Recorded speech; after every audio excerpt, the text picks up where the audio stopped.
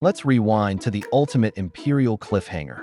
Kangxi, the legendary emperor of the Qing dynasty, had 35 sons, and 24 survived infancy. And you'd think with that many backup options, picking one heir wouldn't be that hard. But oh no, it turned into a dynastic soap opera. Out of 24, 9 became serious contenders, known in Chinese history as the Nine Lords' War. Initially, Kangxi named his second son Yinring as crown prince, partly because he'd promised his beloved, now-deceased wife he would. The problem? That prince turned out to be a hot mess. Power-hungry, arrogant. During an imperial hunting trip, Yinring reportedly pried into Kangxi's tent. Kangxi saw it as deeply suspicious. Was his son trying to spy on him? Or worse, assassinate him? Other versions claim that while daddy was away, Yinring sat on the throne, wore the emperor's robes, and started acting like he already ran the empire.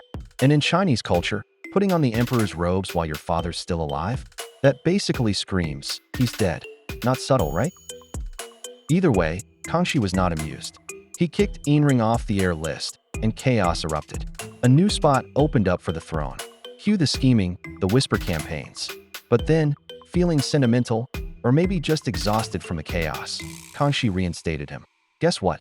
The guy didn't learn a thing.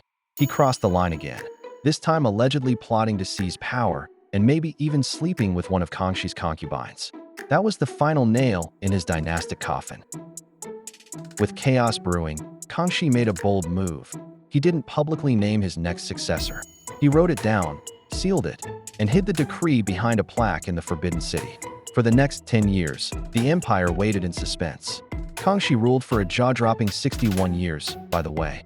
Only after his death would it be revealed. The chosen one was Yinzhen, later known as Emperor Yongzheng, the fourth son. Cue the controversy. Prince Yinti, the 14th son, was convinced he was the heir. Kangxi loved and trusted him, even put him in command of military operations. So when the box said 4th and not 14th, jaws dropped. Rumors flew. Had the decree been forged? The legend says the will originally read, pass the throne to the 14th brother, but someone, allegedly Yongzheng or his supporters, altered it to pass the throne to the 4th brother. The forgery theory hinges on changing 10 into 2, just a few strokes away. Sounds juicy, right? But here's the historical reality check. The Qing court always used formal phrasing like 14th prince or 4th prince. No way an official decree said the 4th brother. And most importantly, the decree was also written in Manchu, a language that uses phonetic spelling. There's no way to change 14 into 4 by pulling some strokes in Manchu without being obvious. And the Manchu version clearly stated the 4th son.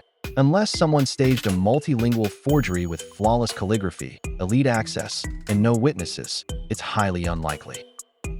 So why Yongzheng? He was calculated, diligent, loyal, and knew how to survive court politics without making noise.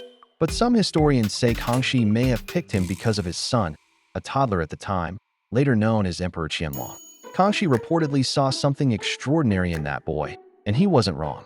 Qianlong would go on to become one of China's most powerful and longest-reigning emperors. He even stepped down at 60 years out of respect for his grandfather Kangxi's record. And Yongzheng? Once in power, he reformed the bureaucracy, crushed corruption, and came up with a genius fix for future royal chaos, the heir apparent box.